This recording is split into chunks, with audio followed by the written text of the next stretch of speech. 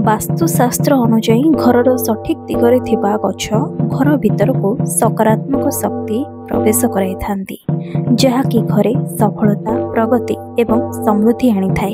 अन्य पक्षरे जदि सेमानंको भूल दिगरे रखा जाए तेबे सेमाने दारिद्र्य सृष्टि करती। एमितिरे समस्तंक घर बाहरे तुलसी गछ तो रहिछि, किंतु वास्तुशास्त्र अनुसार एही गछ पाखरे किछि निर्दिष्ट गछ रखिबाकू बारण करा जायछि। एहा सह किछि काम करिबाकू एठारे मध्य बारण करा जायछि। आज आम यह संपर्क में आपको कहबू। जदि आपण तुलसी गछ पाखे यही सब गछ रखिंट ताहले तुरंत हटातु। तुलसी गछ यह एक औषधीय वृक्ष भाव कार्य करि न थाए। यह द्वारा घरे आसुथिबा अनेक समस्या मुक्ति मिलता है। हिंदू शास्त्र अनुसार तुलसी गछ को देवी लक्ष्मी रूप बोली धरा जाए। एमिति कह जाए जे जो घरे तुलसी गछ लगी से घरे केबे भी समस्या आसे नहीं।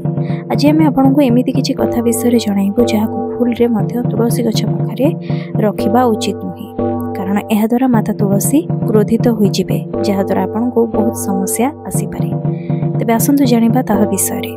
तुलसी गछ पाखरे भूल रे मध्य केबे भी ओदा कपड़ा सुखाइबा उचित नुहे।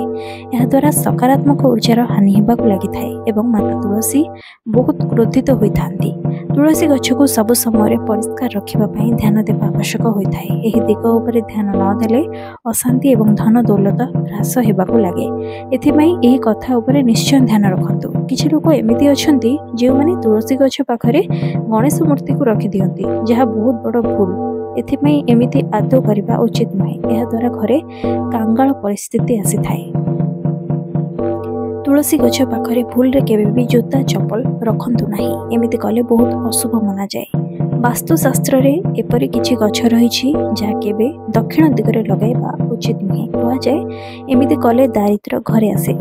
तेबे आसंतु जानिबा सेहि सब गछ विषय जहा दक्षिण दिगरे रखिबा अनुचित। कदली गछ यहाको दक्षिण दिगरे लगाइबा उचित नुहे। एही दिगरे लगा जायथिबा कदली गछ शुभ बोली विवेचना करा जाय नाही। कहा जाय जे यह उद्दिष्ट फलाफल देई न थाए। जदि आपण कदली गछ लगाइबाकू चाहुछंती तेबे यह पूर्व किंबा उत्तर दिगरे लगांतु। तुलसी को मध्य दक्षिण दिगरे लगा जाए नहीं। माता लक्ष्मी तुलसी रे रुहंती बोली कहा जाए। दक्षिण दिगरे तुलसी गछ लगाइले से क्रोधित हुअंती एवं घरे दारिद्रता आसे। गृहर सदस्य मानक आर्थिक अवस्था खराब हुए। तुलसी गछ लगाइबा पई पूर्व दिग को सर्वोत्तम दिग भाव में विवेचना करा जाए। यह व्यतीत आपण उत्तर दिगरे मध्य लगाइ परिबे। शास्त्र अनुसार शमी गछ शनि देवंक अत्यंत प्रिय। शमी गछ दक्षिण दिगरे लगाइबा उचित नुहे। दक्षिण दिगरे शमी गछ लगाइले शनि देवंक क्रोधर सामना करबाकू पड़े। एहाको आपण पूर्व किंबा उत्तर दिगरे लगांतु। सेही परि शास्त्र अनुसार मनी प्लांट को दक्षिण दिगरे रखंतु नाही। प्राय समस्तंक घरे मनी प्लांट गछ रही थाए, किंतु एहाको मन इच्छा जेकोसी दिगरे लगाइबा आदौ ठीक नुहे, कारण एमिति कले सठिक फल मिल न थाए।